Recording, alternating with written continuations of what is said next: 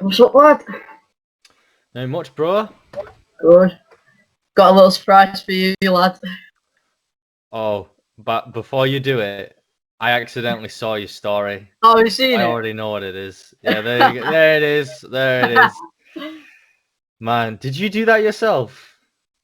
Yeah. Well, no, like, my mum's boyfriend, he helped me out, but, the reactions are hilarious. I Turn found. around. Turn around. Let's see it from the... Oh, no I way. know it's bad, innit? The No back's way. the worst. Do you But like no, it?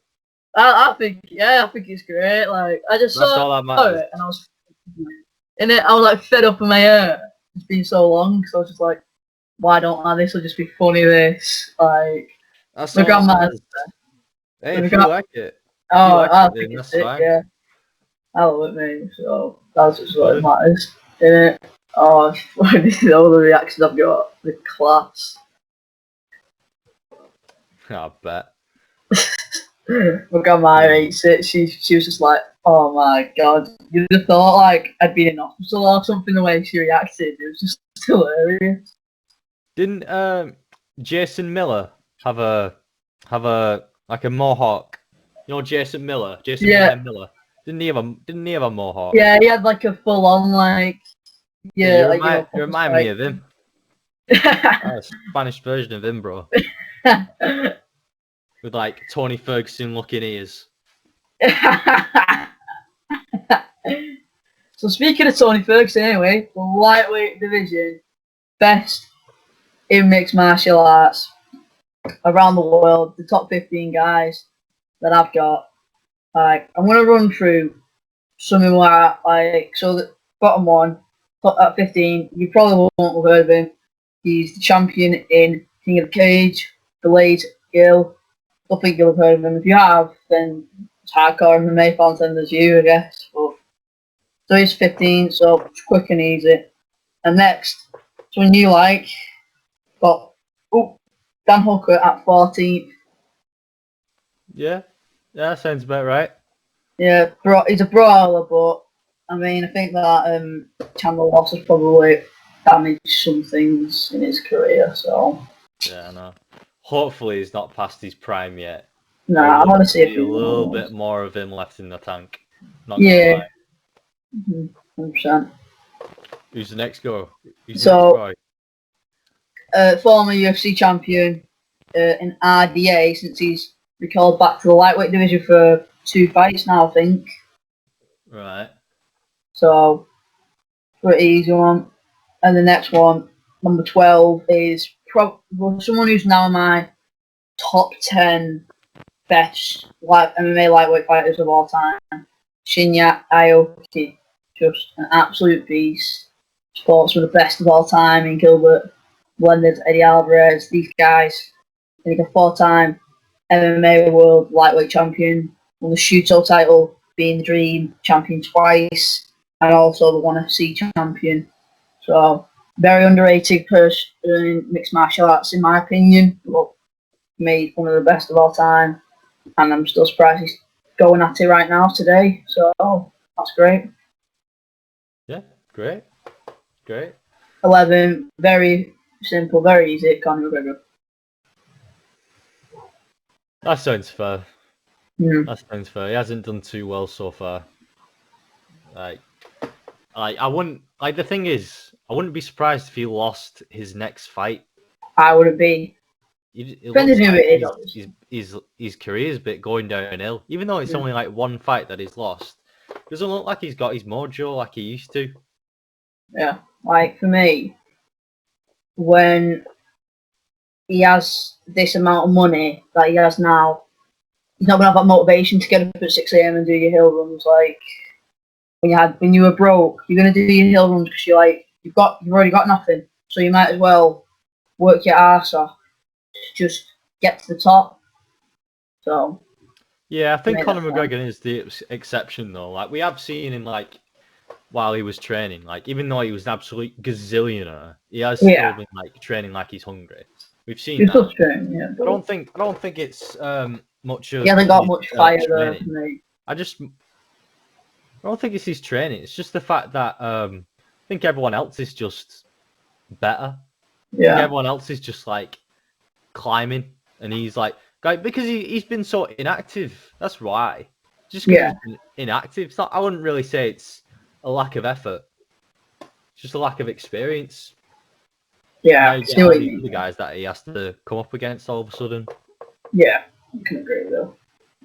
Me, I don't see him wanted it as much as he wanted. Like, he was going on about, I remember the fight week for Dustin McGregor, he was like saying about how he wants to put an Irish flag on that belt, and it was like, I don't see it happening like anytime soon. I don't even see him getting an interim belt, never mind the full UFC lightweight championship. Like, not a chance for these guys in front of him, in my opinion, personally.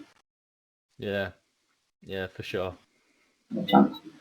Next one is someone who will be getting, for me personally, who should be getting a lot more notoriety. And number 10 is Nathan Chukul, I think that's how you say it. Might have messed that up.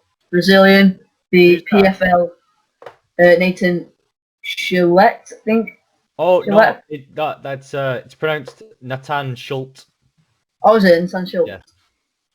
For me, he's so dominant with his ground game as well. But for me, he's in PFL, which is one of the most underrated organisations worldwide today, and it shouldn't be. I mean, they've had Justin Gaethje's champion there, so that's already a little start there for people. They've had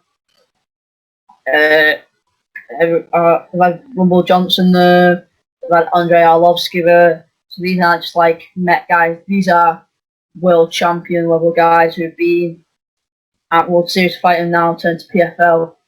So they should.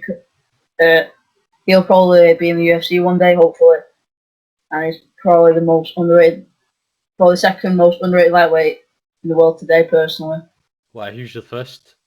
You'll find out. You'll find out. Find out. Okay. You'll find out. He's quite high, to be honest, but he deserves to be quite high, this guy.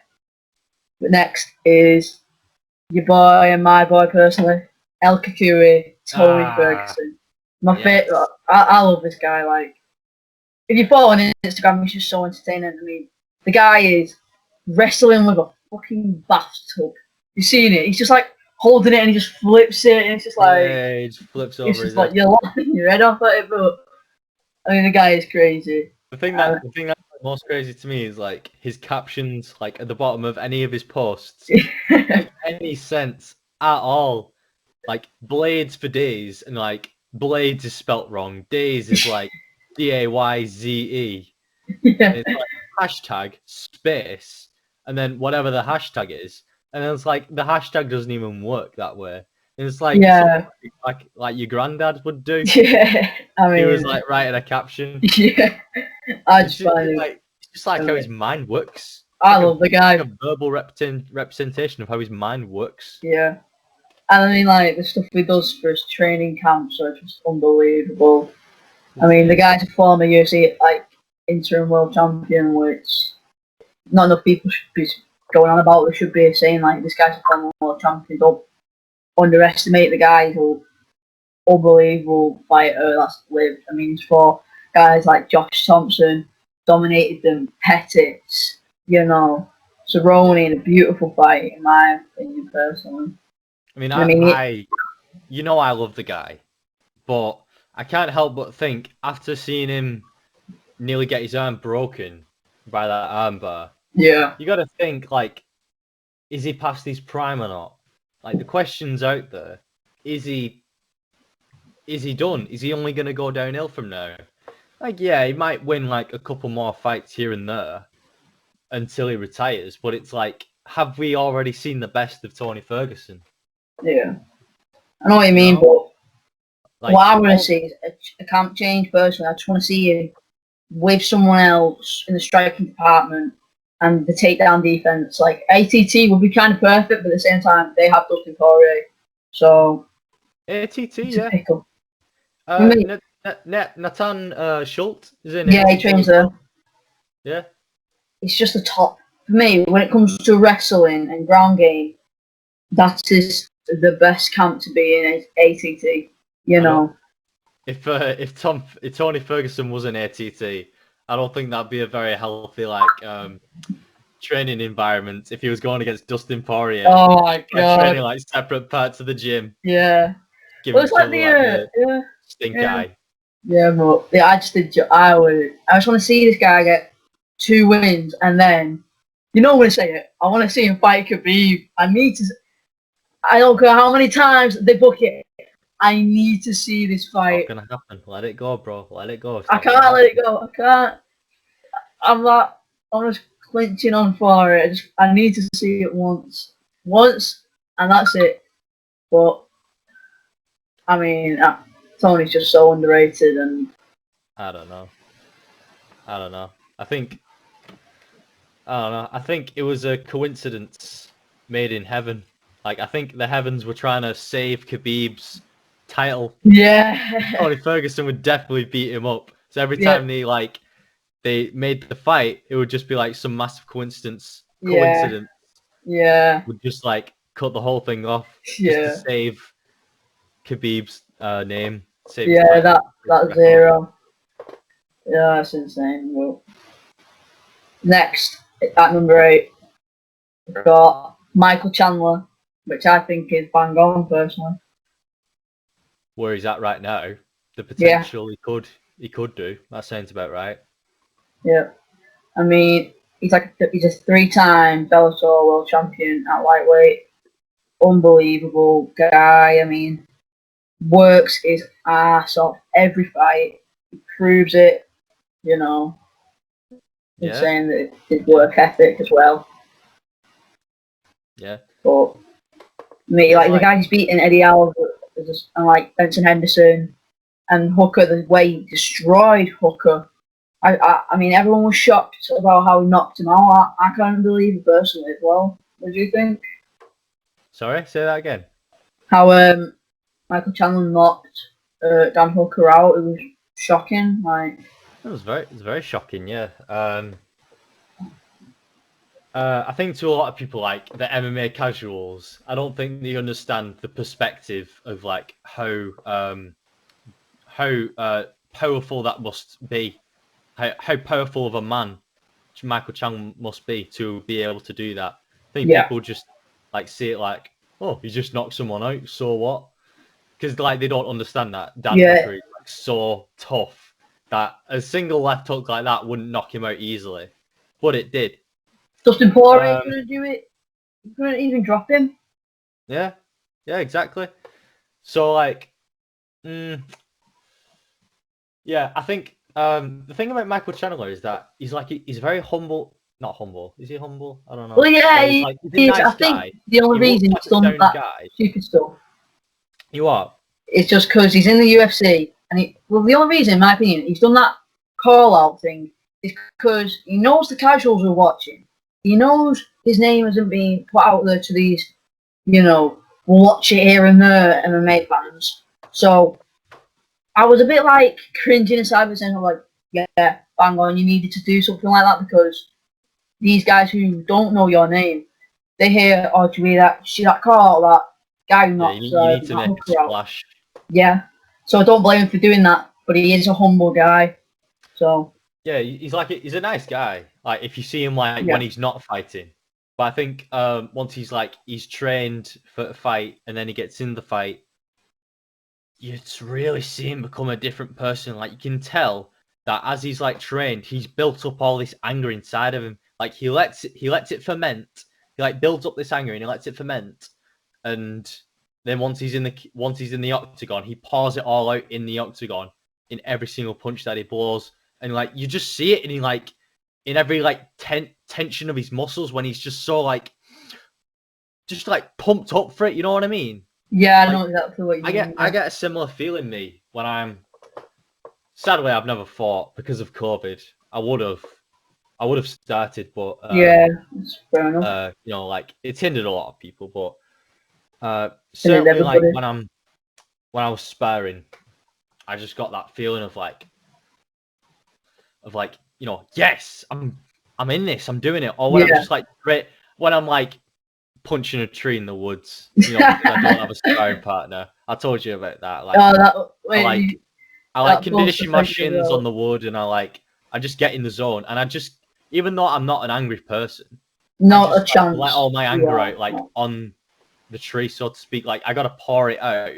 I gotta let it ferment, and then because it's like that's like almost your creativity in a sense. Yeah.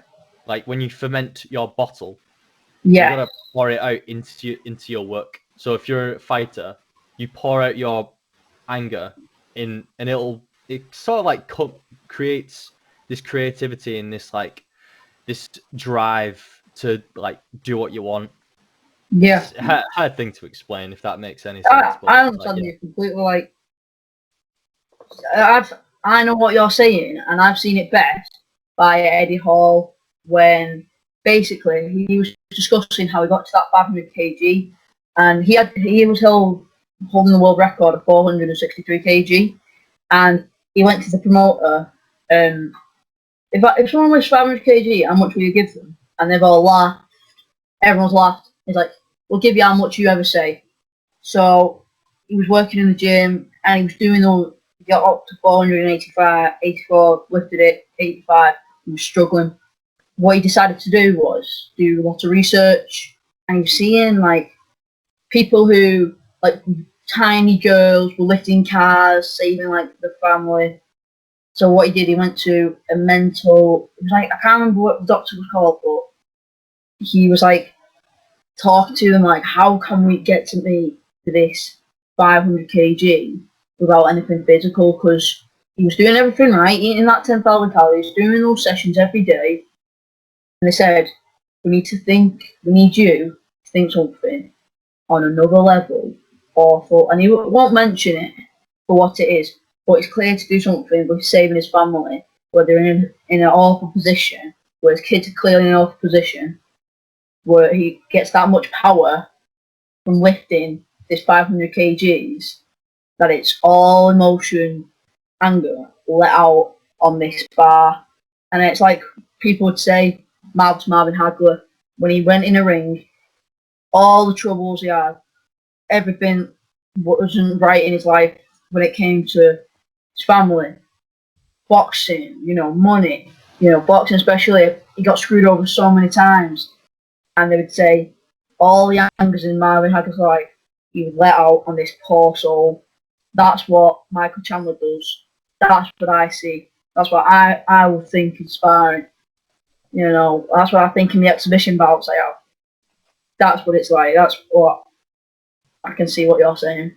Yeah. You're letting all your emotions out on this poor soul. That's it. You just gotta let it all out, or else you'll become a very angry, sad person. Yeah. So, number 7. Go. Number 7. I've got one of the greatest of all time for me, and he's still going, and he's now signed for PFL, Anthony Showtime Pettis, the Mexican-American Puerto Rican. I mean, he's a 2-time world champion, WEC, with that Showtime kick. Oh, God. I love that kick so much. And I mean, that amazing submission against Benson Henderson again for the UFC lightweight title. But it's just so underrated as well for me, Pettis. I don't know. I mean, if you're gonna say that Pettis is 7, I would probably then put Michael Chandler a bit higher. Because like, if you think about it as if like rankings of who would beat who, like Michael Chandler would definitely beat up Anthony. Yeah, if it was finished, yes, I'd go with Chandler. Decision Pettis, but this isn't a prime Pettis. This is more of a Pettis that is just trying to say last like chance for some form of glory, and then it's clearly done by the looks of it. And hopefully he can get that PFL glory, become a 3-time world champion. But I agree that they both thought Chandler would win, but on what they've also kind of done, and like the competition they fought. I mean, the only guy I've not seen Pettis fight who's one of the greatest of all time in his era was Frankie Edgar. Like, so I know what you're saying. Yeah, all right then. So like, yeah, he's definitely iconic. Yeah, he's definitely iconic. Yeah, like I said, like I definitely think Michael Chandler would beat him. Like honestly, 9 times out of 10, to be generous. Just like knowing how good Michael Chandler is, like his experience in Bellator and now in the UFC of what he's done. But like Anthony Pettis is definitely like way more iconic. Like that Showtime kick, like you were saying, or Superman punches, or the Tony Ferguson fight. Oh, what a fight! I couldn't believe he knocked him out as well. Like, oh, shocked. But yeah, I have him there for those reasons mainly. But yeah. All right, who's 6th, dude? This is who I think is the most underrated guy in the world right now of mixed martial arts, the lightweight division, and also not being in the UFC. Christian Lee. God, he is an animal in 1FC. He beat Shinya Aoki for the 1FC lightweight strap, then went on to become the 1FC lightweight Grand Prix champion. He's just a machine, this guy. He was so young as well when he came champion. Like he was like a teenager. Yeah, exactly. Yeah. Like in the US, he couldn't even buy a beer at the time he became champion. So I love that guy. He's like Bruce Lee. If Bruce Lee like had a ground game as good as his stand up, you know what I mean? Yes. Yeah, exactly. Yeah, bang on. Like I hated what the commentators were saying because they were saying that he had a karate stance. He didn't have a karate stance at all. Like his legs were wide apart, sure, and like he was bouncing around, but he was doing more of a Jeet Kune Do thing. He was doing like a Jeet Kune Do thing. That's what Bruce Lee does. He's like, because he was a lot more free. Karate people, like I know from experience, karate people they're very stiff. They're very stiff because they have that reverse punch. That's like they have that like locked and loaded there, and then they have like, you know, they'll keep the distance and they just like have that wide stance and the legs don't go anywhere. Yeah. They're just like a little machine, just like bobbing up and down like that. Christian Lee, he's so free. He's just like water, like Bruce Lee is. Exactly. Like, he moves all around the place. He's so free. He's so free. Like that guy, he fought like that Japanese guy with like all the tattoos on him. And he had a karate. He had a proper karate stance. He was like had his reverse punch ready. He was just like bobbing up and down like that. Christian Lee on the other hand, he was just dancing around the cage around him. Yeah. Just dancing around him. Love the guy. Absolutely. I do actually. I enjoy when he can catch you as well. Because he doesn't. You like counter punch. Yeah, I love when I see it. Like when I was watching the Aoki fight, you would not have thought that he made Aoki look like he didn't belong here. It was just beautiful watching. You would have thought this guy was a 4-time world champion.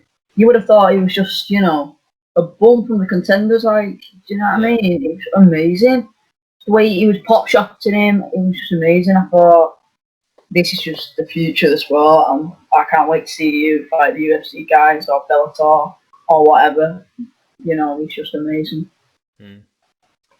Thing is, with people who are like him, he's a very explosive guy, but your body can only take that so much. Like he seems to be like very quick, and he's very physically exertive. So it's like when you start that from a young age and you keep doing that, how long can you actually drag that out? Because like for example, I know like in Thailand when you have the Muay Thai fighters, they fight from like a really young age, and then but because like they wear out their body so much from like all this like physical exertion, they're already done in like their 20s. They're already like done by then. So I wonder what the longevity of Christian Lee is. I wonder how far he can actually go. Like, could he be like Yoel Romero and still be in their early 40s, or would he end at 25, 28 or something? Yeah, like 25. Yeah, I don't think he will. I think because it's not like he's. I don't think of a good name like that would, you know, perceive this like damage your body up young, you know, and have to retire young. For me, I can't remember. I guess we'll just have to wait and see. Yeah, for me, I just think he's smart with his body. He's smart with his training. He's smart with his camps. He's just a smart guy when it comes to being a mixed martial artist at the finest order as well, and smart with the game plan, smart with the finishes. His dad's Master Ken, so yeah, he's like, he must have a smart game plan. Like, I'm not saying he doesn't. He must have, definitely. Yeah. We'll just see. We'll see. I just can't wait for this lad's bright future. Yeah, definitely got a bright future, mate. Yeah, 100%. Alright, number 5, I've got Patricio Pitbull, the double champ at Bellator, the featherweight and the lightweight champion. So, that's who I've got. I think he's not really fought much at lightweight. He beat Chandler for the title. I think he's defended it once. I don't know 100%, but he is a machine. He's got a smart camp for Eric, and like he trains with Henry Cejudo. These guys just look after him, and in my opinion, one of the best in the world in lightweight and featherweight division, and probably one of the best of all time as a featherweight, personally. Yeah, all these people that you're saying, I only did like a list of 5, but I've just got the same people, really. Yeah, I've got the same people, so I totally agree with you. See what Patricio Pitbull at 5. Yeah, totally agree with you. Because it's not over exaggerating him, and it's keeping a level bound of like these guys in mixed martial arts, especially that are outside of the UFC, which everyone knows the UFC, and like the fact that they don't know guys like Aoka, you know, they're just starting to know who Michael Chandler is, you know, Christian Lee, Patricio Pitbull. You know, it's frustrating as MMA fighter who just supports all organizations. I mean, yeah, it's tough. It's tough when almost all of the spotlight is just on the UFC, and all MMA casuals think is like, the UFC is like the only organization out there for MMA. Like, most MMA casuals probably haven't even heard of half of these organizations. Yes, the first time they even heard about PFL or Brave CF or you know, Bellator, even Bellator. That's a shock. Probably not even heard of Bellator. People should know Bellator. Like, it's annoying as well. I mean, I feel sorry for the guys like Scott Coker who work the books out, like in these promotions, like Strikeforce. Strikeforce, one of the best of all time when it comes to MMA promotion. Pride FC, that's another one. Like, I mean, in Strikeforce, you have guys like Nick Diaz, Daniel Cormier, Alistair Overeem, Gilbert Melendez, Jake Shields, like all these great guys, and they just don't get the credit of these organizations. And it's like, what can they do? Like, they show the best guys in the world, and people are like, what? Oh, I only know UFC. I don't even call the sport mixed martial arts, to call it UFC. It's like, come on, show some respect. Show some respect. Like, do one, like, if you want to be a fan, be a fan. If you just want to be a UFC fan, be a UFC fan, but just frustrating. I don't know. I mean, if people just want to like casually be into MMA, that's fine. Yeah, it's fine. Mean, yeah, get it right. Like you can't, don't go UFC. Don't say like MMA. Oh, I saw this one guy on telly, a great UFC fighter. His name's Pedro Pitbull. Yeah. You know what I mean? Yeah, like not even pronouncing it some form right. It's like, come on. It's a bit annoying, but yeah. Yeah, it's like, what are you talking about? Like, yeah, especially when they're like, oh, did you hear that one guy who just retired? Yeah, his name's Khabib Nurmagomedov. Yeah, and you're just like, you know, where you're like cringing inside, and you're also like screaming in your head, like, it's Khabib Nurmagomedov. Or like for the proper like authentic people, it's Habib. Yeah, Habib. Like, there's always that one guy who I know who says like something that is common I see. is they'll say the country. So like where the like for example Poland, they won't say Poland. They'll say I went to Polska. I went to Polska. They'll say because that's Poland. Yeah, that's how they say it over there. Like they'll say like Cuba, Cuba, Cuba, and I'm like thinking, you're not Yo Romero, lad. Do you want like it's like that where they want to be Habib on the Magomed, or when they say Peter Yan, or Peter Yan, or like express like just a name, just say the name. I think conversely, it's annoying when people like don't know anything about the sport or like not enough of the sport. But it's also really annoying then people who like shove it in your face, like all of their like knowledge about like the sport and like the culture, and like these like you just said, like they say everyone's names like crisp and perfect. It's like shut up, man. Yeah, it's like Look, tell your geography teacher that, but don't tell me that, bro. Yeah. I don't care, man. Like you don't got paid to do this. You could say all it like this when you get paid, and I see you next to Joe Rogan and Chael Sonnen and all them. That's when it's fine. But like, I can't remember with those guys who are like, "Oh, did you see Khabib? He has 13-inch reach, and you know." Oh yeah, them nerds that know all the stats. Oh, and it's just like dweebs that don't have anything better to every do. every 10 seconds, Khabib Nurmagomedov in a round should be getting a takedown successfully. Like it's like. Just watch, predict, watch, see, and then you see what happens, but not going on like, going on and on and on about it. Like Brendan Schaub and Eddie Bravo, they don't go on about it. They don't like research the reach. They'll like analyze from the last fight by what they watch and they can remember and go, well, do you remember last time? Like, yeah, I remember last time what he did. Yeah, might do that again. Like, do you know what I mean? I only like Brendan Schaub because he's funny, me.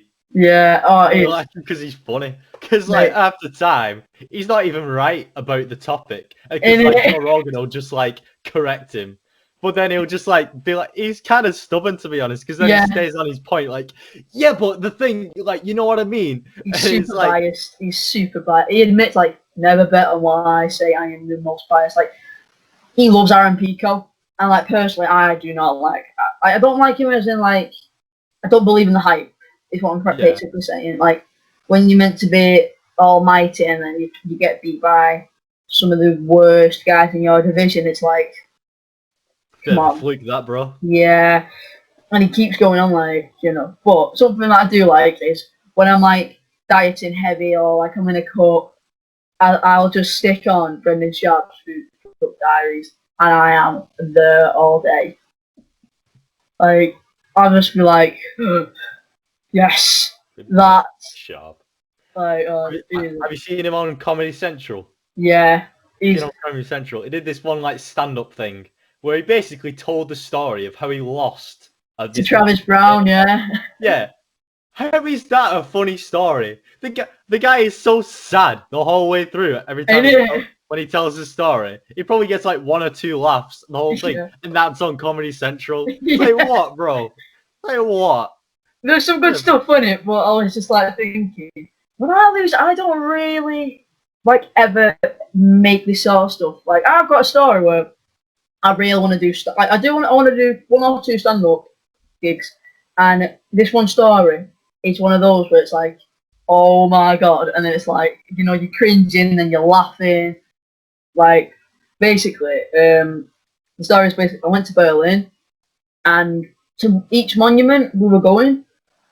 It was a lot. It was like long walks. You get very bored. So me and my uncle, the circle game. So like you look at the circle, and then you get punched. Oh yeah. We were doing that at the start, and halfway through we were just like, we're just doing this for fun. We were just doing the circle for fun, and we got bored of the punches. And there's this monument in Berlin about basically a representation of how Jewish people who were getting taken out to these camps were like feeling. It's very good. Like it's like a maze, and near this maze there's like a museum. So this is 8 o'clock at night ish. We just finished our meal. We were going there, and it is the quietest place, one of the quietest places I've ever been.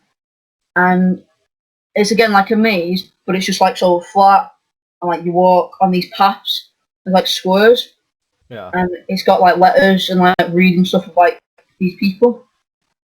And I said to myself before I went in, do not start the circle game. And I say also as well. I also say like at the start is, where do you think is the worst place to laugh? And people always say like, oh, funerals, this place, and I go, oh, cute. Try a Holocaust museum. You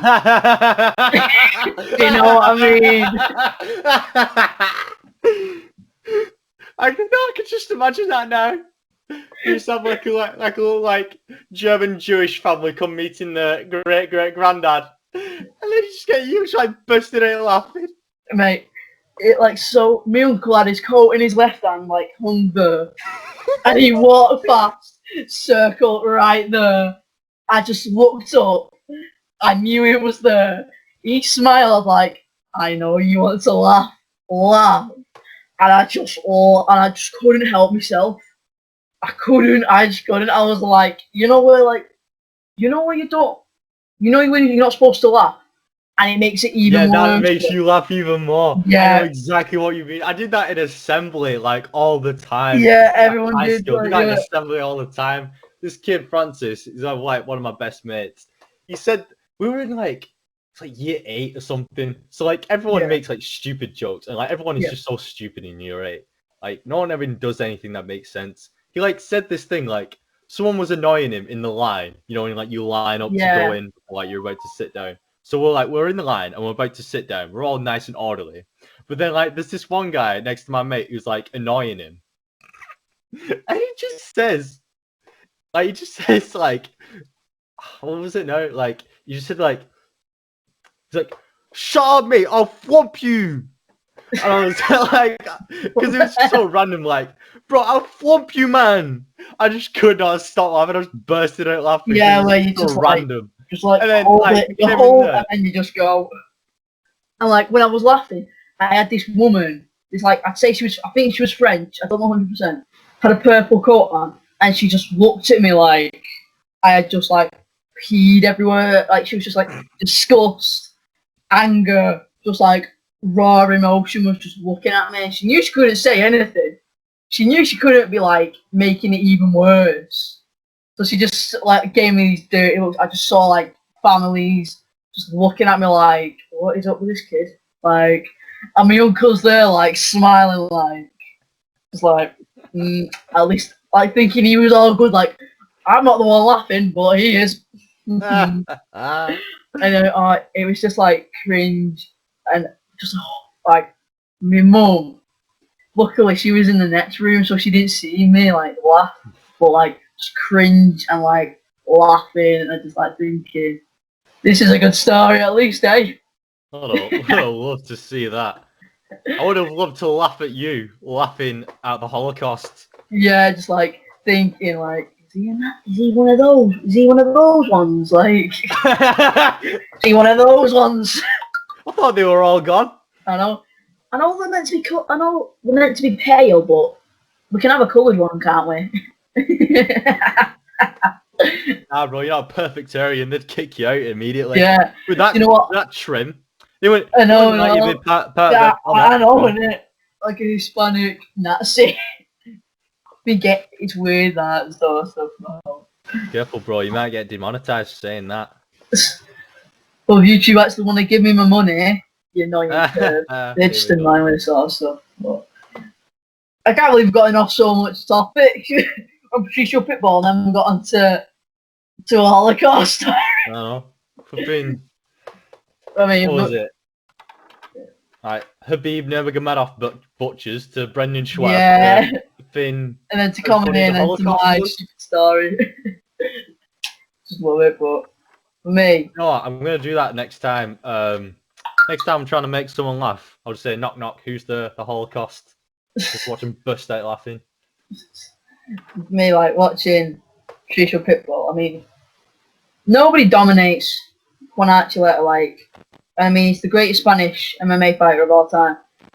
The way he dominated one was shocking. I was like, what the hell? I was devastated for him. I mean, He did knock out Chandler, but it was controversial. But one of those ones where can't argue too much. Yeah. Alright, next, bro. Number 4. Now you'll be like confused a bit with this one. I've got Justin Gaethje. Very confused. Why? Explain. Right. He just lost, and I don't see him fighting until June-ish. So for the time being, I've got him number 4. But number 3, you'll be like, oh, okay. Right. But I mean, I can't admit, like, the streak, like the 4-fight winning streak was amazing. You know, knocking out cold James Vick, Edson Barboza. No, I mean, the way he just knocked them both out and was just fashion, like, you know, just a over right hand and then a quick flick hook, and they're beautiful. I mean, they got the TKO win over Cerrone. But moving on to his win over El Kikui, I couldn't believe it. I remember just watching this. Cause first round I thought, oh, Tony's going to let him have that round because he knows he's a superior man when it comes to having a gas tank.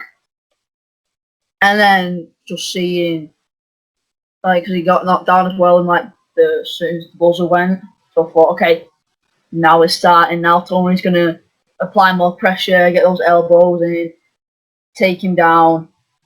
And then I was seeing a demolishing performance. Like Trevor Whitman was just saying, like, take 10% off, and he's going, yes, coach, and then did it. And he was like, no, what are you doing? You're trying to kill him. You know, time it. And like, his coach is very smart as well. So amazing. He wouldn't be near where he is now without his coach. Yeah, he's had like, I mean, Trevor Whitman's coach roles. I mean, Nunes, I believe Pat Berry. I also Rashad Evans. So you can't deny how good Whitman is. But I was just like watching, like thinking after the second round, like, right, Tony, now put the pressure. And I'm just getting so worried as a fan, like just like thinking, we're never gonna fucking see it. And I just wanted to just bury my head in the sand. I'd seen one of my favourite fighters, Triple C, TKO, Dominic Cruz. Like, have you seen how bitter Dominic Cruz is with that loss? What? Dominic Cruz. Bitter? I didn't see it. Oh, he's so bitter. Like, so I can understand that, but when you're on commentary, so basically a guy was almost about to get stopped, and he just went. He's gonna get his fight stopped. Like, you know, just said it as in like, you know what fight I'm talking about, my fight, and it's just like kind of like, stop being bitter, just fight. Well, like, what was his tone of voice? You know what I mean? Like, I think like maybe he meant it as like a joke. Maybe he meant it as like. There's a compilation. I'll send you a link for it. Like, you think you would like? I at first thought, oh, it's just gonna be him like making jokes. Oh, the tone is very like of anger and like didn't get his fight stopped, and like the way he says it, and it's like one of those like, oh no, let's stop going on about it then. You know, you took the fight. It could have been one of those outcomes, but yeah, nah. If there's anyone you don't want to lose to though, it's the cringy Triple C Henry Cejudo though. I love him though. Anyone, you don't want to get slam dunked on by the cringe king. Mate, you'll get a pillow made out of you and you'll kick it. Put it that way. But like, I love how like Triple C is one of the greatest Mexican American MMA fighters of all time. One of the greatest bantamweight fighters of all time. Flyweights, you know. And I also love so much how he just destroyed DJ, you know. DJ, yeah. TJ, yeah. Yeah, he rocked him. I love that too. I love how I love his reaction. I love how TJ's reaction was at the end of that fight. How he was just like, "Hey man, you may have won the fight, but you didn't beat me." Yeah, it's like you didn't beat me, man. You didn't do it, man. Didn't even know where he was as he was saying it. And I was like take the loss, man. And he was going like, I want to lose. I really want to lose. It's like, come on. Don't be disrespectful. Don't be disrespectful to one of the best of all time. And like, that's something that, like, I'm not really the biggest fan of TJ Dillashaw at all. The only time I've liked him is when he became the champion because of that performance against one of the, like, we were thinking he was going to be one of the best of all time in Henry Barrow, and it was beautiful.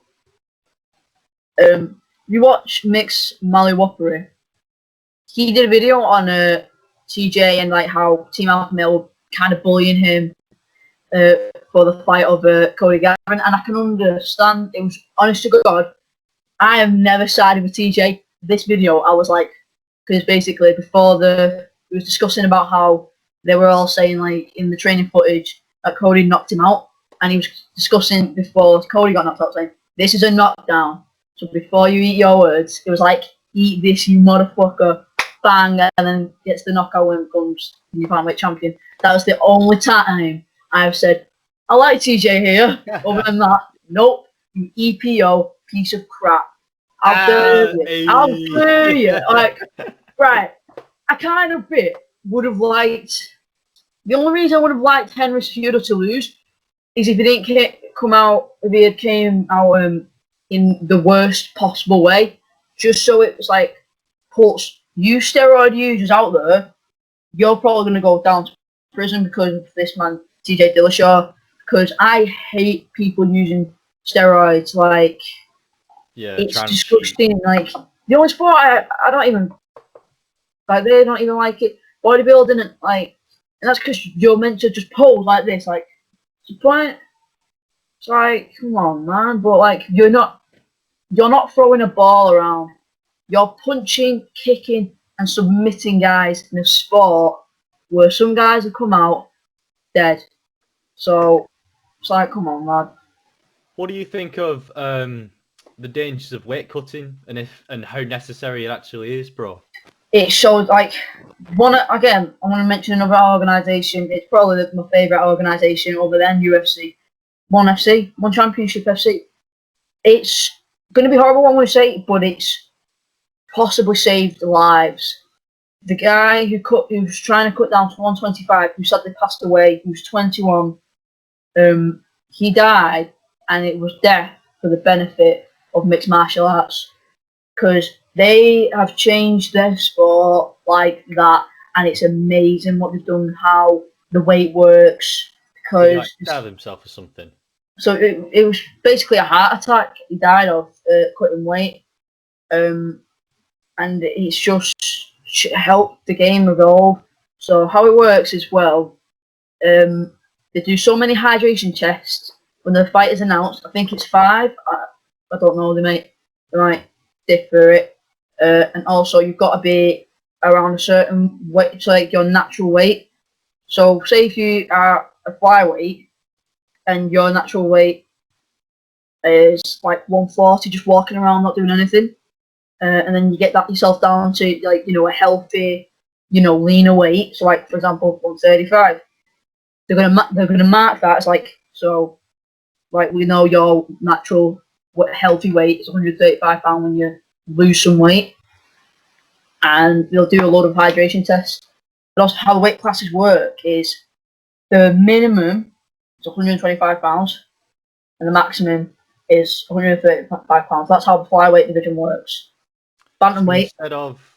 So instead of it being you have to be this weight, it's more of like a bracket. Yes. As long as you're in like this zone, you're free to fight. Yes. I like that. I love that idea. I mean, it's 100%. Like, there's so many people who try to like cheat the system too. Yes. It's like they'll cut down way too much than they need to, so that they can go a division lower. Yeah. So that they have the advantage. Yeah. You know what I mean? Like they'll have that like that strength advantage or something. Yeah, I know exactly what you mean. Size advantage. I can't remember what it's called. Conor McGregor, he's for me one of them. He's notorious for doing that. Yeah, I mean at 145, Jesus Christ, like. But also TJ Dillashaw with the Henry Cejudo, he's another big name that has done that. And it's like, what are you guys doing? Like, I box, and I don't know how if you know the boxing, but so basically you fight around 10 pounds of your natural 10 pounds of your natural weight. So you'll just lose 10 or 15 pounds and you'll fight that weight. So, like, for example, I weigh 115, and like it differs obviously because I'm a kid, like growing. So I would be at minimum weight 105 pounds, which is an easy cut. So it's 10 pounds, it's nothing. But like some guys, Errol Spence Jr., he cuts a lot of weight, and he doesn't look it. He weighs like walking weight because muscle weighs more than fat. He has a lot of it. He like weighs around 168 to get down to 147 pounds, which is a big. But like he does it safely, luckily. Like boxing. As long as you do it safely, that's the main thing. Like they've added a new weight between cruiserweight and heavyweight called bridgeweight. And I've discussed this in the first episode of Women Make Jack about how safe this is, making it safe, making boxing safe.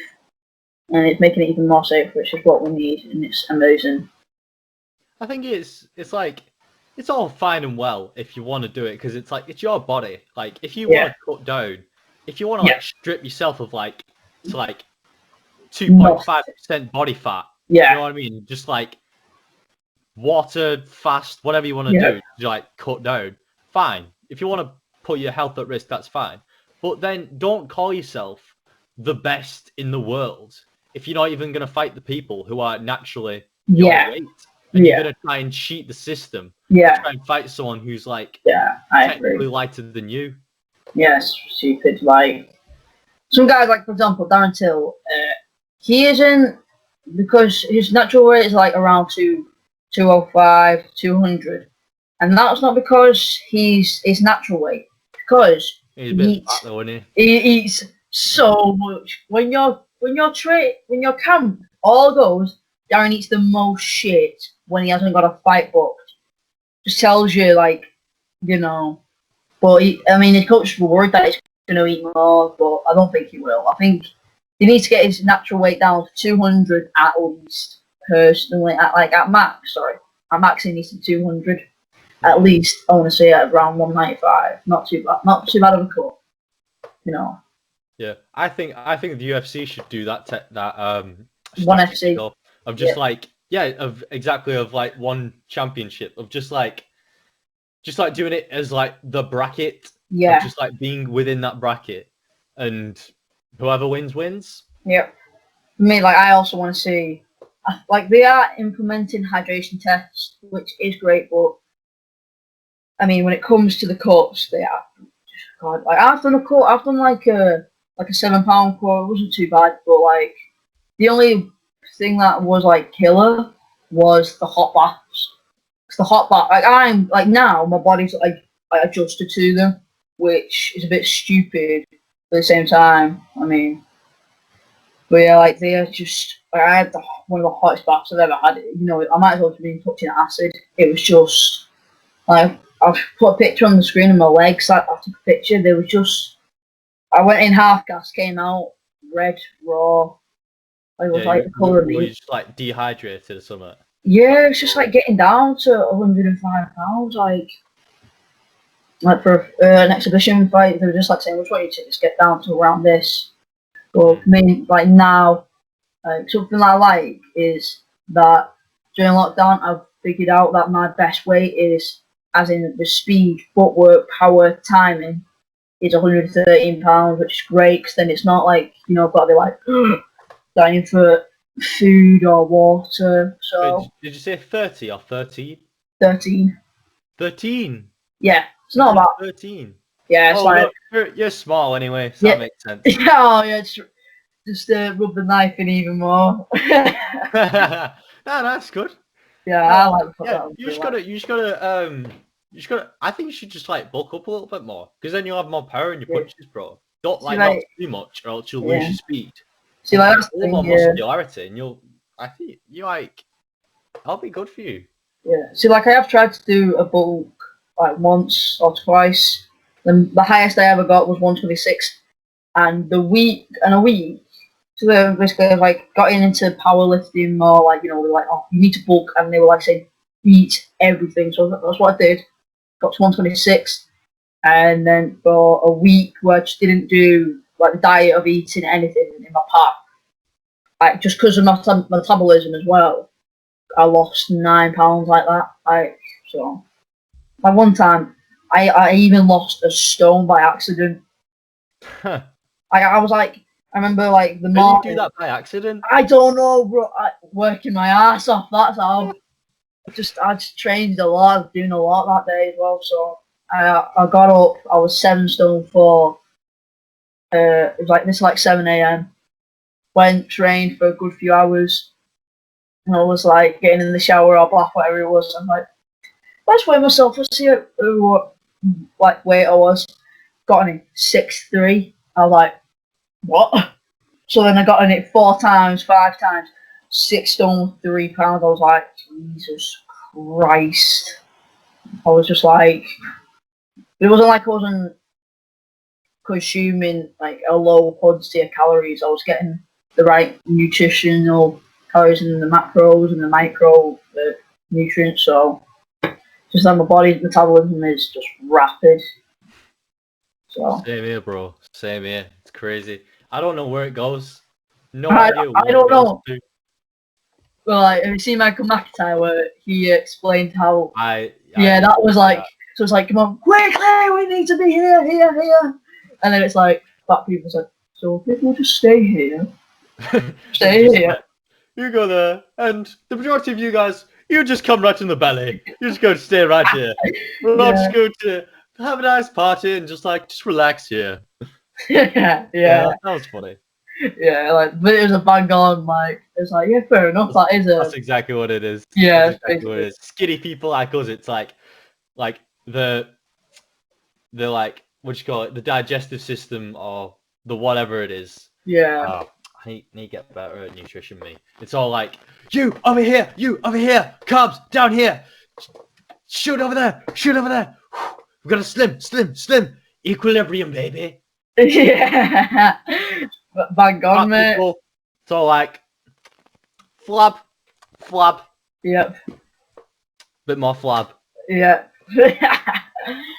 I just like, it's just stupid, like, but also like these guys like Larry Wheels, who is just on another level, huge, like the diets, he has to eat 10,000 calories sometimes to beat world records, and it's like, what? And I've seen some, like, I've done like food challenges, and like, they are just killer some days, and it's like, how these guys can do it every day, it's like, wow. Like, I like being like, you know, after a while I've accepted like that I'm just a lean, skinny kind of kid, you know, with like a bit, like with like 5% body fat. So yeah, but it's just like insane, these sort of things. But just accept it after a while.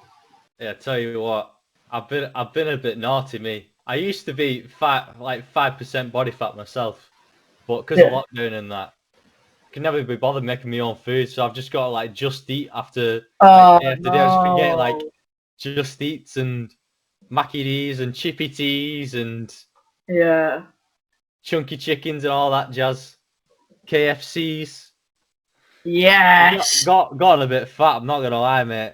We've got a bit Darren Till style going on. You know what I mean? We've not been fighting, so I've just been packing on the pounds. Yeah, at least you're admitting it and not being like, no, I'm the same weight. I'm the same weight. Like, I know a few people like that. Oh yeah. Yeah, I've known a few people who are like that, who are like, you know, they're going like, I'm actually the same weight as I was when the lockdown started, and you're like, clearly not. Clearly not. I actually like lost a couple stone, you know. I'm doing really good. Yeah, stuff like that. Yeah, you mean gaining a stone or 2? Yeah, you mean gaining about 10 stone, mate. Yeah. You're like, start of lockdown, I'd say, I've like, close thing I'd say is gain 4 pounds, and yet I lose it just by doing stuff like straight away. Yeah.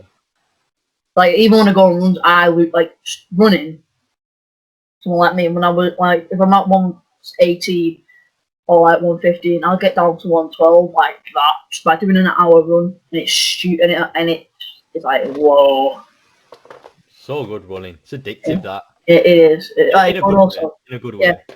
Like, but for me, like, you obviously need it when, especially my style, when as a volume puncher, it is so tiring. You've got to throw 100 punches around, and you know that just wears you down, like in training. So when you get your road work done, it's just so much easier to get enough miles in.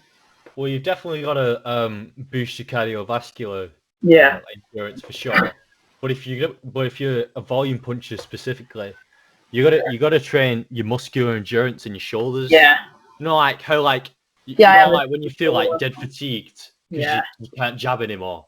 Because you can't lift that front delta anymore. Yeah. It's just so tiring. Like we've all felt like that. Yeah. And if you haven't felt like that, I don't know why you're watching this podcast. Exactly. Like, so like what I've done is if I wanted to increase that, I literally just punch as I'm running.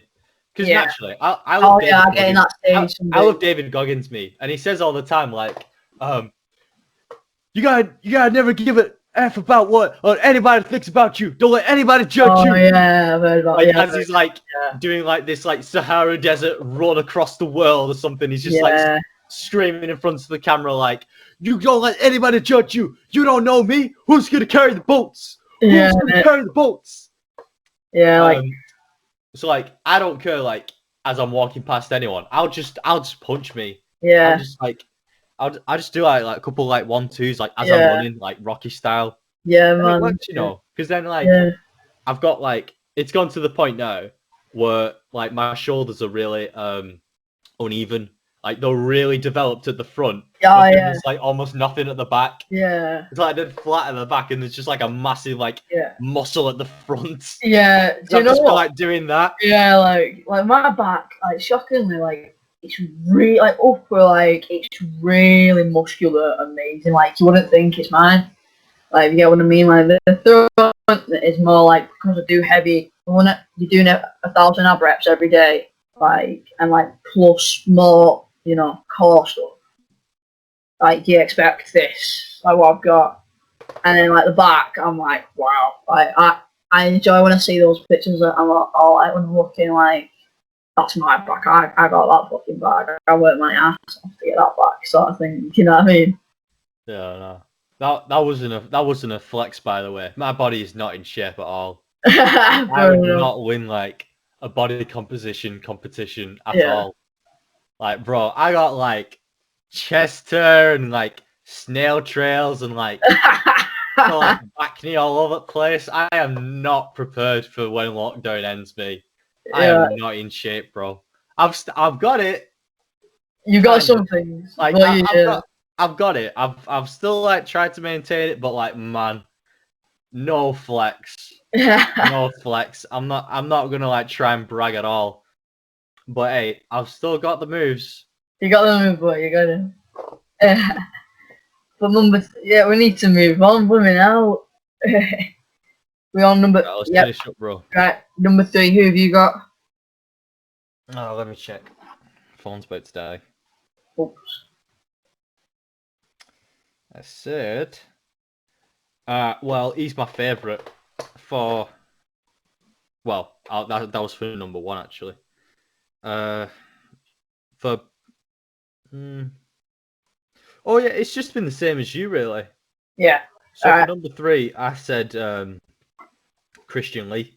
Oh, first. Number 3, I have Charles Oliveira. See, for me, shock. Well, because I haven't seen enough. I haven't seen enough of him to know that yet. For me, the reason why I've got him there is because like his streak at the minute is amazing. Nobody expected him to beat Kevin Lee. No one did. You know, he beat top guys like Darren Elkins in his debut. I'm sure he finished Jeremy Stevenson. Clay Guida, that's another big name. And also like Miller and, you know, our guy, your guy, Tony Huey Ferguson, which I couldn't believe he dominated him so much. Like, yeah, like I understand if you'd beat him, but he absolutely schooled him. Yeah. I'm so sad, bro. Dude, Tony will come back. I swear to God, one day he will come back. He'll get 2 fight streak, and then he'll fight Khabib, and then we're gonna have a dog fight. You gotta let that go, man. I can't let that go. I'm never gonna let that go. Until I see it, then I'll let it go. Other than that, I ain't letting go. Yeah, so Have you got number 2? That was the thing. Same. Who was it actually? I think it was Pitbull. From Bellator. Oh, fair enough then. Alright, I know who your number 1 is then. Oh wait, do you actually? Do you think you know? I think I know who your number 1 is, but I think it's this guy right now. The man who's paid in full. Yes! Yeah! My main man. Dustin. The Diamond. Poirier. Oh El my Diamante. God. Oh, yeah. Do you watch Hot Ones then? Did you see him on there? I didn't watch the full thing. I watched like the first bit of it. I didn't finish it all. So I had to like leave the house or something as I was like watching. Yeah. I didn't watch it all, but like I saw that first bit of it, and first of all, I love shit. I love Sean Evans. I do, guy, yeah. like, posts it all the time. I love him because like he has so many interesting questions. Yeah, and it's just like, whoa, you're like thinking like, how can this guy keep up? I give him that respect. It's like the research. Like, how does he do all that research? Yeah, it's like all you that do like these quite often as that's well. like deep stuff. That like you would never even find anywhere. Yeah, like also as well, he has a good idea. Dustin has one of the best ideas for a TV show ever, and it's two of my favorite things ever. Training and food. He said what he would do is he'd go to these like local gyms, like like gaining momentum, like for kids possibly, or for like just in general, and then go to a local restaurant, go cooking with them, try like the staple dish, and it was I think it was like fighting food. I don't know. I'll put it on the screen what it was, and I was like thinking I would watch that right now. Why is no one giving him a contract? I was just like going mental. Like, maybe it might happen. That might be one to come out of 2021. Yeah. Brand new show.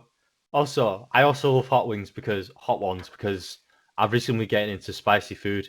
Yes. Do you like Tabasco? Like what? Tabasco. Have you tried Tabasco? I don't know what that is. Tabasco sauce.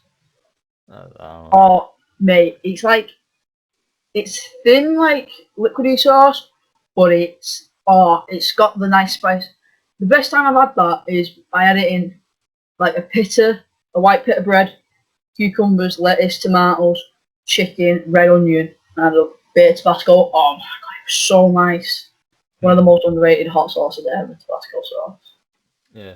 At the moment, like, I'm trying to work my way up to the, I work at Papa John's. Yes. Yeah. I'm trying to work, but we have this dip called hot buffalo dip. Just like the tiny dab, and you put it on your tongue. You start like, it's so hot. Like I start sweating from like just like the first little like dip from it. Yeah. I'm trying to work my way up to like. So you can be like, stupid that. Yeah.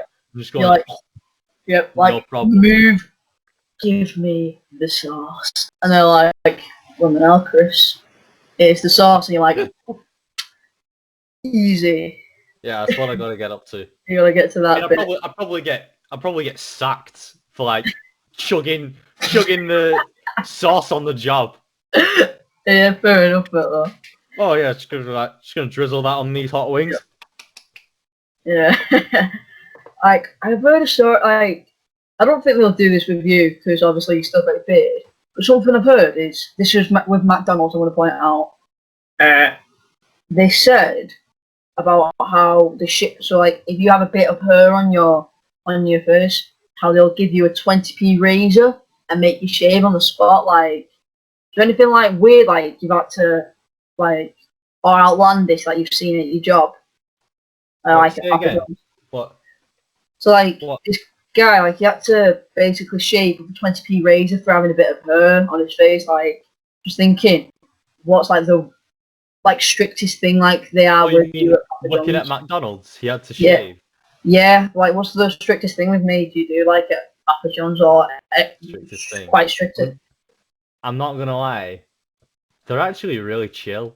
Are they? Like, I'm not downgrading Papa John's, like.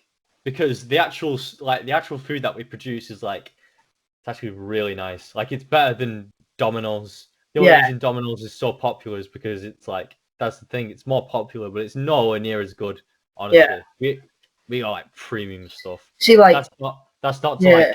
I'm not sponsored by Papa John's, by the way. Mate, you need to. You work there. You got to get a sponsorship for this. That would be sick. That. Dream on, pal. We just have like a fat pizza, like. So what do you think? It's fine.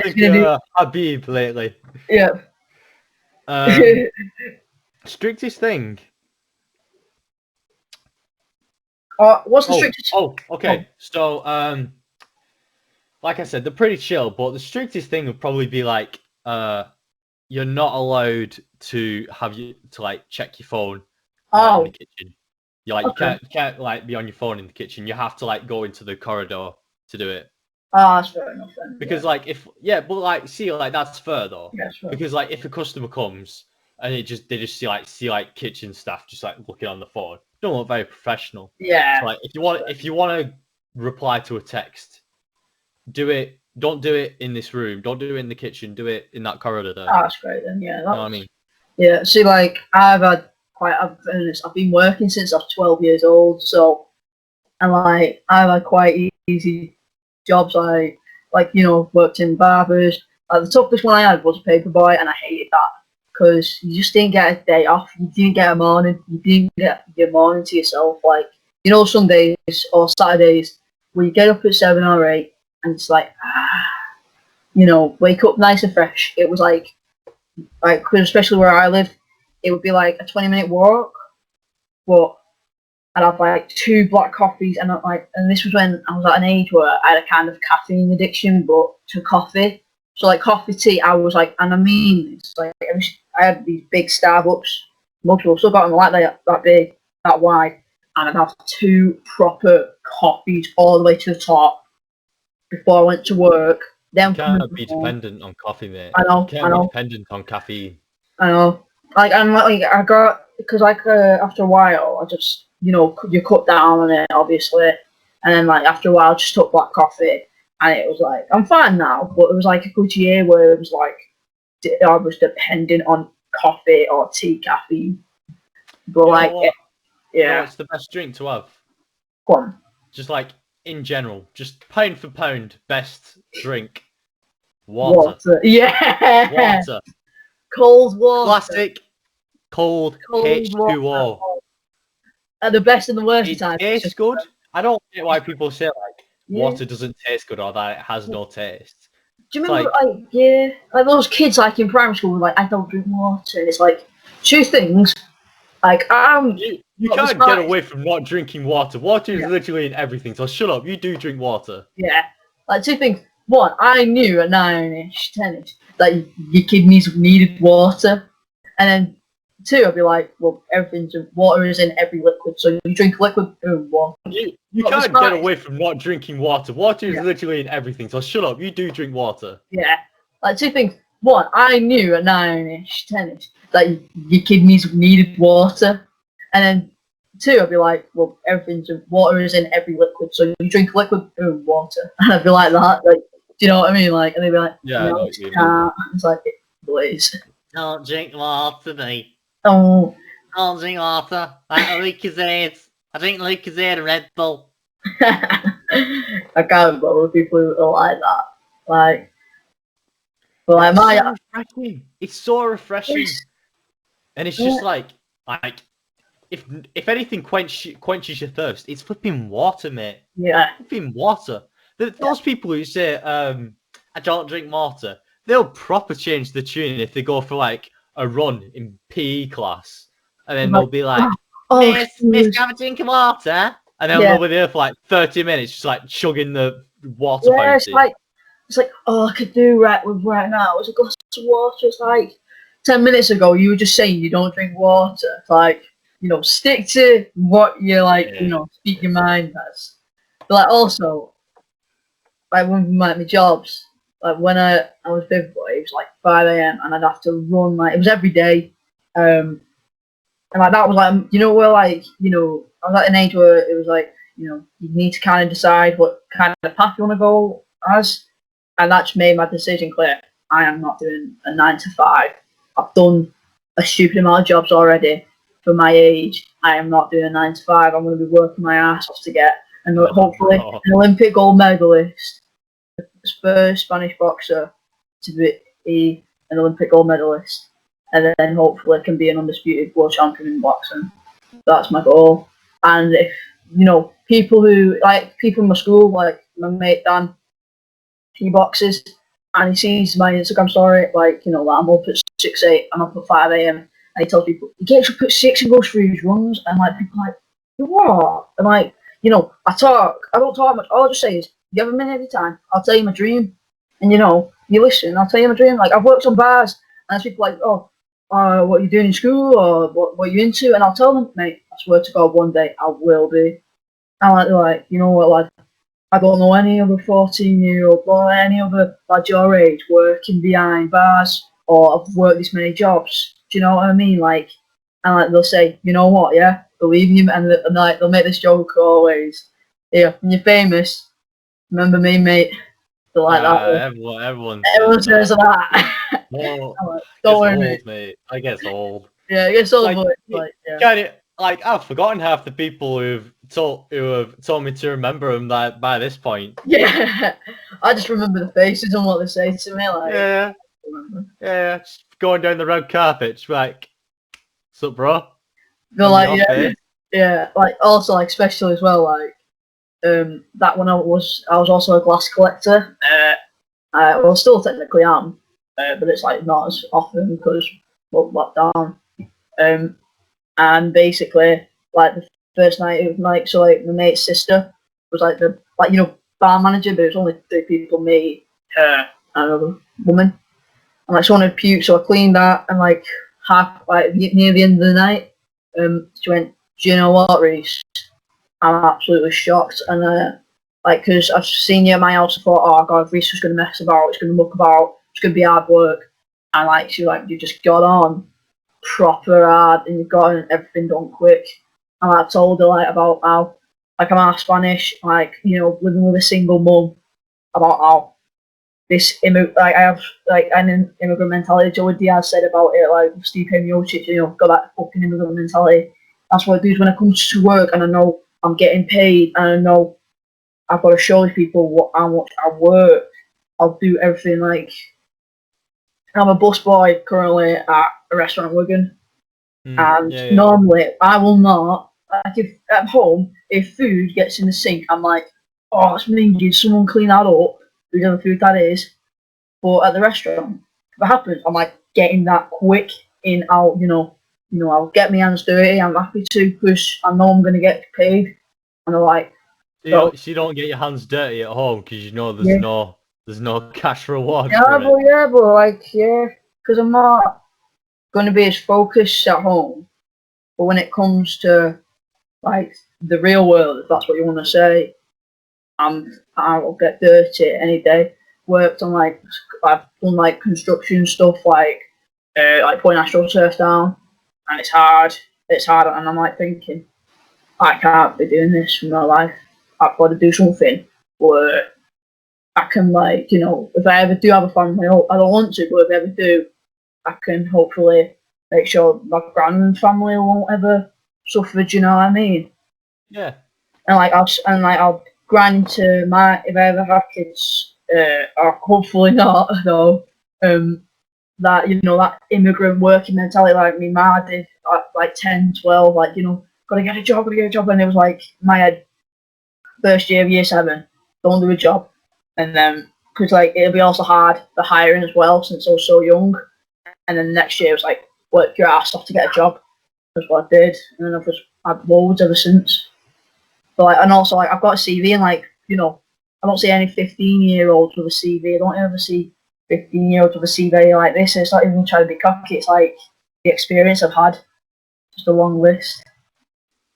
Yeah. Can't wait to see you on the big screen, Bo. Remember my face when you get there? Remember your face is an understatement, mate. But Dustin Poirier's got that type of like hard working mentality after stuff. I totally forgot we were even talking about Dustin Poirier. But like, also, he's just sportsman, the best of all time. Oh yeah. You know, in match all Eddie Alvarez, Anthony Shaw, Time Pettis, you know, Conor McGregor, Justin Gaethje, you know, Jim Miller, and Khabib Nurmagomedov, and the wins he's gotten against these guys. Sportsmanship about it, Ante. Yeah, it's harder not to like him than to like him. Yeah. It's like when you're dead kind to all your enemies. Yeah. Even when your enemies hate you. It's like it's really hard for them to do it because you're just like giving them a compliment, and it's like making them look like fools by doing that. But that was number 2 in the best lightweights. Number 1, you've got Dustin at number 1, haven't you? Oh yeah, so I had Dustin at number 1. Yeah. So who have you got number 1?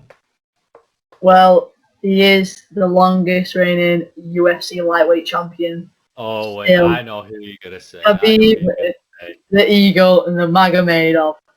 Khabib. Khabib Nurmagomedov is still lightweight champion. He's been champion for over 1,000 days. Made 3 title defenses. There's 3 guys who made 3 title defenses: BJ Penn, Frankie Edgar, and Benson Henderson. But these guys, I can't see it like, you know, Benson Henderson made a title defense against Gilbert Melendez, and people say Melendez won that.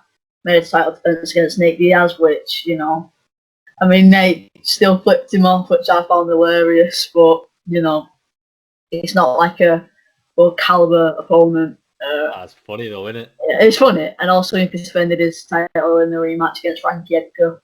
And again, people say you could give that to Frankie, but yeah. And also Frankie Edgar, when it comes to his title defenses, he drew against Gray Maynard. First defense was against BJ Penn in the rematch. Drew against Gray Maynard, which was a brilliant fight, and also one of the best trilogies I've ever seen. And then KO'd Gray Maynard. And then when it comes to BJ Penn, you know, defended it against guys like Diego Sanchez, who's also sadly going to be retiring, against Donald Cerrone, which, you know, been a long waiting for this day. And also he's defended it against Sean Shirk, I believe. Yeah, I think he's still defending it against him. And also Kenny Florian. So these are just... But when it comes to Khabib's defenses, you know, when he won it... It's just point perfect. Yeah, I mean, like... just flawless. They're all world champions. They are all world champions. I mean, when he won it, it was on the worst circumstances ever, in my opinion. He was meant to originally be fighting Tony for the inaugural one, because Tony was the current interim, but Conor was still the champion, but hadn't defended it for over a year or 2. So then they were going to make the official UFC lightweight championship here. Tony was the interim. Tony fell over a cable, which was straight as hell on a week. That was so infuriating. Tore his ACL, which, you know, and look, it was came back after 6 months, which is still amazing. And having a war against to fight Anthony Pettis after that. Yeah. And win. And it wasn't like an easy. No, they went to hell. Those guys went to hell. That fight was so much better than Conor and the Khabib fight. Conor and Khabib fight. Yeah. That was so much more entertaining. Yeah. For starters. Yeah. It just showed so much more. Yeah. Showed way so much heart than just like Conor McGregor getting a neck crank. Yeah. By, but I'm not being funny though. That performance Khabib put was one of the greatest performances I've ever seen in UFC lightweight history. Never mind lightweight UFC as a one-side performance. It was beautiful. But defended it, won it in a 5-round unanimous decision victory against Al Iaquinta, and Al was tough. He's tough. He's the only guy who hasn't been finished in a title fight in Khabib Nurmagomedov's history. Well, Conor McGregor, absolutely beautiful performance. Utter domination for 4 rounds. Got the submission. Sadly, what happened after with the But at the same time, I can understand that when, you know, you're going on about someone's wife, children, race. You know, your words have consequences. Yeah, especially when Conor the entire time was shouting at him, "Do something about it! Do something about it!" That's what he did, right? Yeah, it's so, like, what you expect? That's karma, bro. Like, what do you expect? Yeah, like, it's like when Jorge Masvidal knocked out Ben Askren and the people going and punches were unnecessary, and like, they were super necessary, and they were like, what do you mean they were? You know, it's fine for him to talk shit, but as soon as it comes down to me knocking a guy out, I can't celebrate. You know, like just bouncing around him, like banging on near him. It's like, you know, you think it's alright to talk about someone's family, like in the streets. That sort of stuff would be like, you know, let by, easy. The only reason he didn't do something about it because he would have lost a lot of money. You can't blame a good dude, but it annoys me. You're allowed to trash talk. That's fine to trash talk, but when it comes to you winning, you're not allowed to celebrate. It's like, fuck off. It's like you're contradicting the whole MMA scene and the whole game in itself. And it's like, it's come not just on. about like winning or losing. It's about the entertainment too. So like that's well entertaining to see like when someone trash talks and they lose, like a massive upset. Yeah, it's like you know, yeah, like those videos. Like, I've done videos on it. And like that wannabe Conor McGregor lad. I hate him. Oh, Gallagher, yeah, he's a great prospect. Yeah, Gallagher. Great prospect, possibly going to be a bantamweight champion one day. That's the thing. Ricky Benz I saw a recent fight from his. He actually did all right. His jiu-jitsu is amazing. His jiu-jitsu is some of the best. It is. He just gets a bad rep from that video, dude. Yeah, it's like, you know, I don't. The closest thing I would ever do to trash talk is like say, tomorrow we go to war. Guerra. You know, I'll say war. Like, you know, I speak to guys in Spanish in the ring, like, you know, like vamos. So a bit about guerra, like, and they're like confused, and it gets in their head, and then I'm like, that's the closest thing I'll ever do to trash talk is I'll speak to someone in a language they will never understand. That is the closest thing, because I don't disrespect them by going, oh, your girlfriend's a bitch. Like, you know, I don't do that sort of stuff. It's like, come on. I still love that, actually. Like, you know, when you see those stuff like that. Yeah, like, you know, when they're just going like stuff like at the family, like Conor McGregor tweeting about Khabib's wife. It's like, who gave you that right? Of course he's going to react. And when Dylan Dance is going like, come on, let's go. What are you expecting him to just be like, oh, because I've not reacted through these press conferences, I'm not going to react now. No, I've turned my talking, my fist, and my grappling. I'm going to do some more right now. The only thing I will say though, in like just as a counter argument, the only thing I will say is that he's like a devout Muslim. He's like really devoted to God and all that. Like you've seen it every time he wins. He always gets on his knees and he just praises God, because like God is the reason he has won. It's the reason he has everything in his life, and like, you know, God's commandments to him is like basically just, you know, be respectful. Don't let anger fuel your soul. So like clearly anger got the better of him. Yeah, and like I don't blame him. He basically, in short, disobeyed God, because like he jumped over the fence and like let anger get the better of him and like smash this guy, even though that's out of what God wants him to do. It got like clearly, as we've seen from his record, God doesn't mind him smashing guys in an octagon when it's legal. Smash him. I don't think but clearly God doesn't want him to do that. He doesn't like God doesn't want anyone to like have anger control them, like their thoughts and their minds and their actions.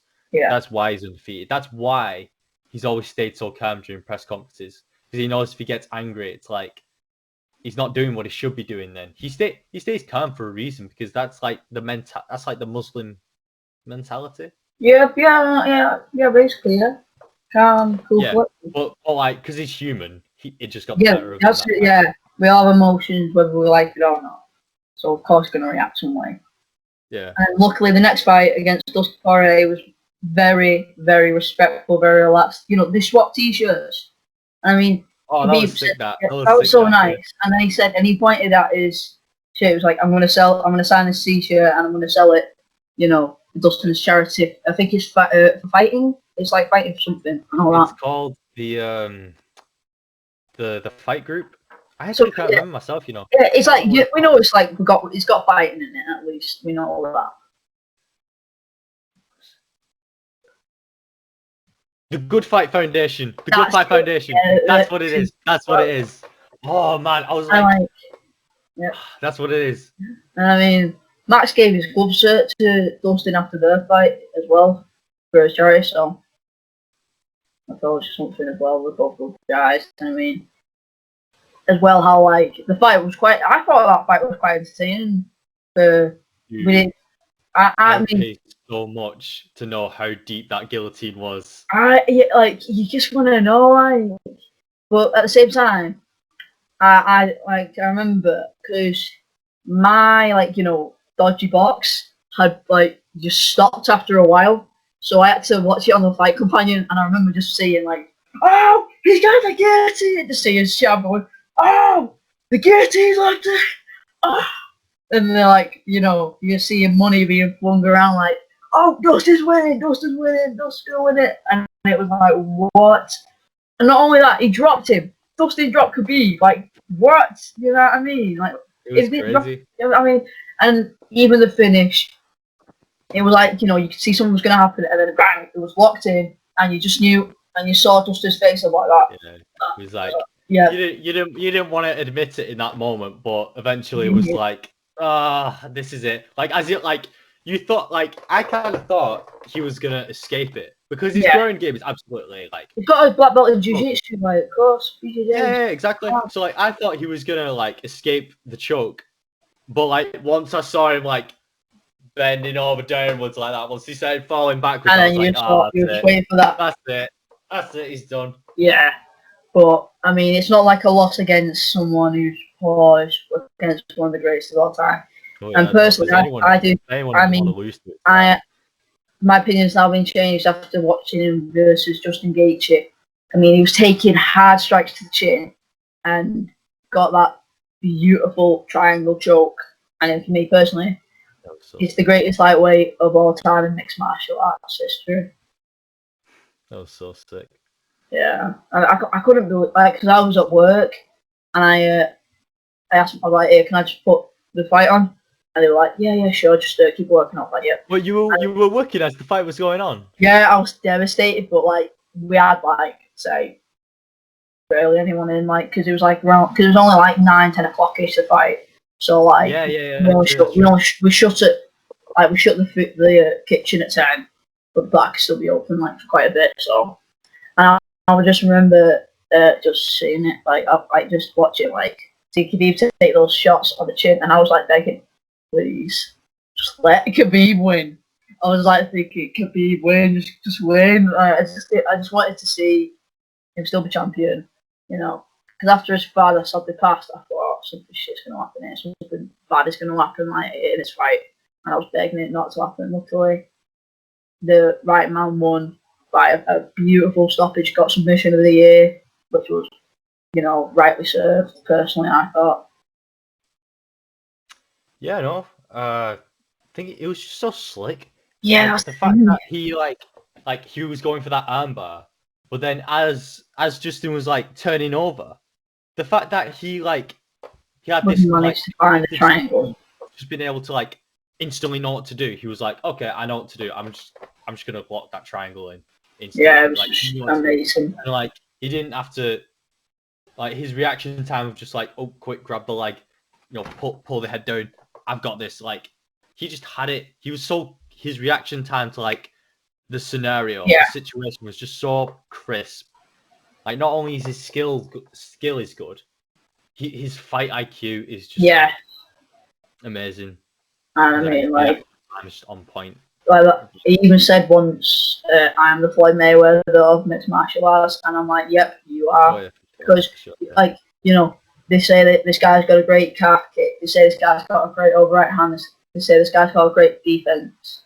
We'll find a way to win, is what I see with Khabib Nurmagomedov. He doesn't say it, but that's what I see. Every time people say, "Oh, this guy's got this," "Oh, he's got a perfect straight left hand," and I just think, if I was Khabib, I'm saying, "I'll find a way to win," and he does every time. He always finds a way. And it's not the closest guy who's beating him was Gleison Tibau on one of his first bouts. Yeah. That's good. And other than that, not really. Like, you know, who's the closest guy who you go, this didn't happen, or he didn't make these errors or these mistakes, he would be in Khabib. Closest guy I'd say is Dustin. Other than that, no one. Personally, that's what I think. Honestly, like, same. That guillotine, I just thought that was so in. That was just so in. Yeah. Like, it was almost luck that he got out of that, to be honest. Yeah. I think if he had his head, because his head was like on this angle, so like. I think he had it to the side, yeah. so the ear wasn't that constricted. Yeah, so it was like that, but like that, and like his head was on a Dustin's back, and then like he's got this like arm here, and he's able to breathe still, but because Dustin put so much energy into that eating, like I think that was the plan too. Like he just wanted to gas him out. He just wanted to gas out his arms so that like, oh, his arm's tired now. Maul him like as he always does. Smish. And also, and like if I think he only came out like a week or two before the fight. If I was Dustin Poirier, I'd have been there for 2 months personally, because then you can adjust your body at least a bit to the conditions, the heat. Like for example, like if I ever train, I want to train in like the highest altitude, like see that they make it for Mexico City. They've got, I think it's 1.4 miles above sea level at least, I do believe. Probably more, and like Cain Velasquez, when he fought against Mauricio Verdum was there for 2 months for his camp. Cain was only there for 2 weeks, and it clearly showed like that 2 months there for Mauricio Verdum worked in his favour against Cain. So, have you ever done high altitude training? Yeah, so like there's a mountain near where I would sometimes run. Like at the minute, I know it's gonna sound like pathetic, but it's just because at the minute, like how it gets dark quick, and also I don't like making excuses. Man, don't remind me. It gets so dark quick, and it's annoying.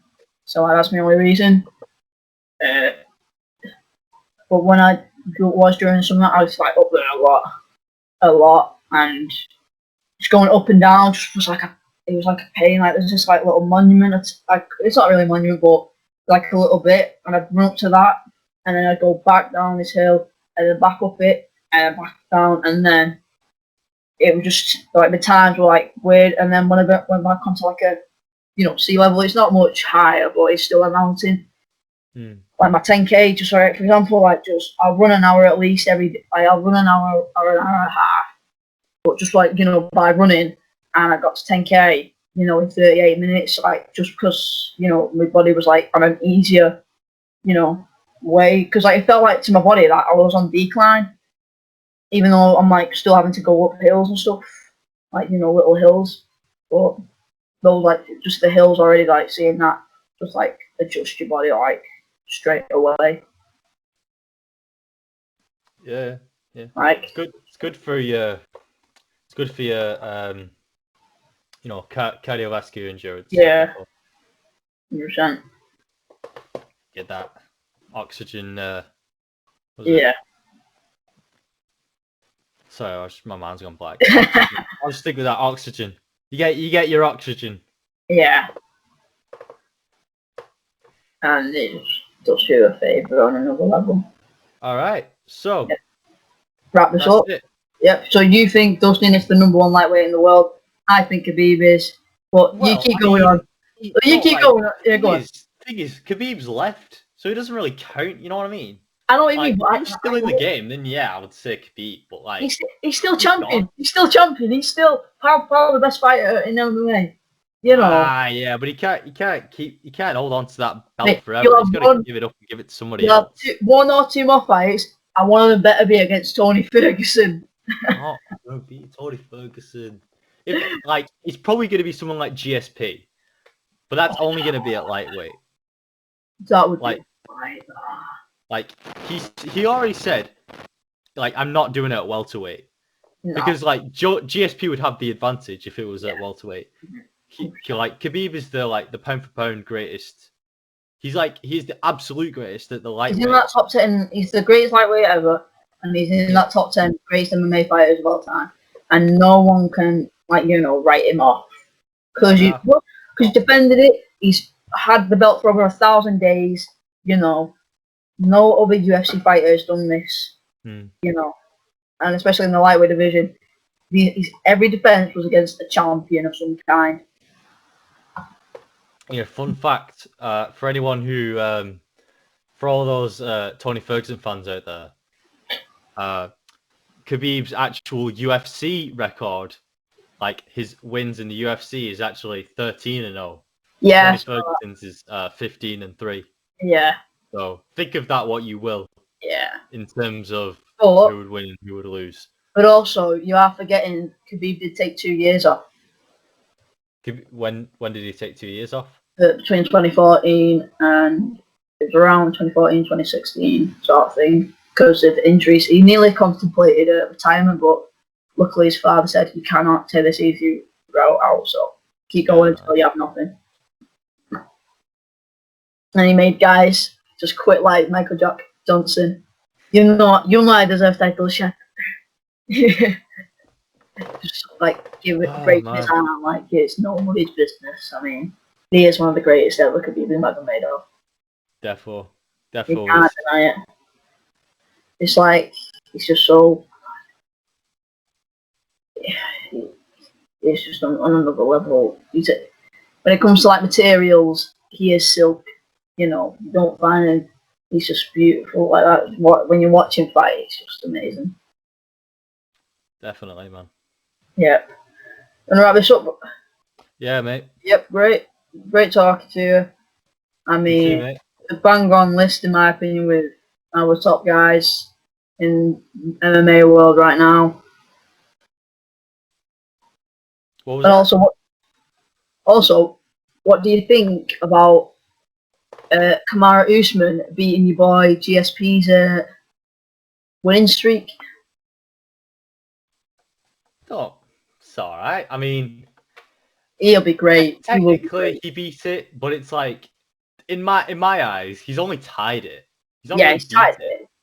But like, he's I tied wouldn't say he's better than GSP yet. Not a chance. Is he not? No. No way is he better than GSP.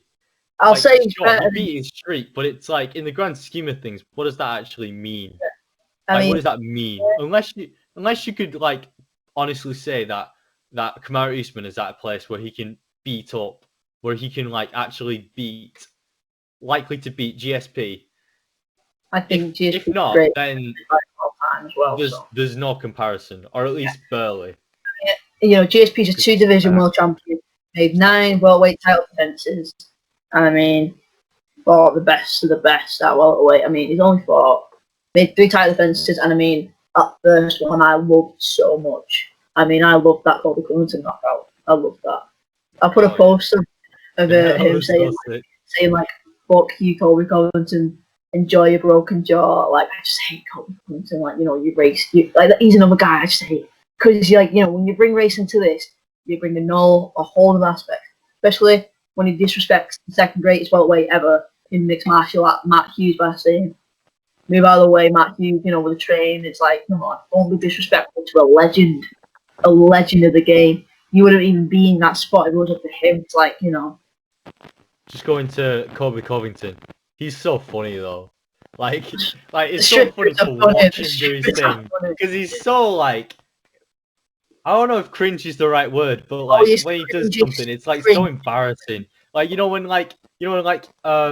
he has like all these paid women to stand around him and like make him look make him look good. Like all these like half naked women that like feed him flipping grapes. Yeah, like it's just fanning down. And they're like when the cameras are turned off, like Brendan Schwab was doing an interview with him, and like all like the girls are like making him look they're good. But then as soon as the cameras were turned off, and then he'd say like, "Hey yo, babe, get me a drink or something." They just tell him to F off. Yeah, have you heard of like the massage? Like they do not like him. They're only in it for the money. They do not like that guy. He is so mean. He is just one of those guys where you're like, do not want to see you succeed. I want to see Jorge Masvidal break you. And I can't. Also, speaking of Jorge, him and Kamaru Usman may be doing tough together, so that's pretty sick in my opinion. That'd be sick. That would be better than Chael Sonnen and Vitor Belfort. Vitor Belfort. You know who I'm on about. Vanderlei Silva was Vanderlei. You know, Vanderlei Silva, not Vanderlei Silva. That's it. Yeah. Vanderlei Silva and Vitor Belfort. Keep saying Vitor. Vanderlei Silva and Chael Sonnen. That was so funny. That was fun. Like the whole exchange of like the gangster. Yeah. That Sonnen is. Yeah, I mean, this like Brazilian guy just like shaking him all the time. Brazilian guys beating him like in a way, and it. I love Chael Sonnen. He's so funny. It is. He's an old man, but he's like that cool uncle.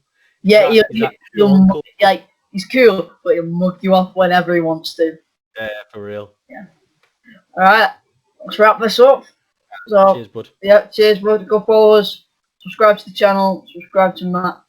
All channels here. Subscribe, like, comment, whatever. Follow me and Chris on Instagram. Follow the boxing show on Instagram as well. Yep. See ya. Cheers, bro.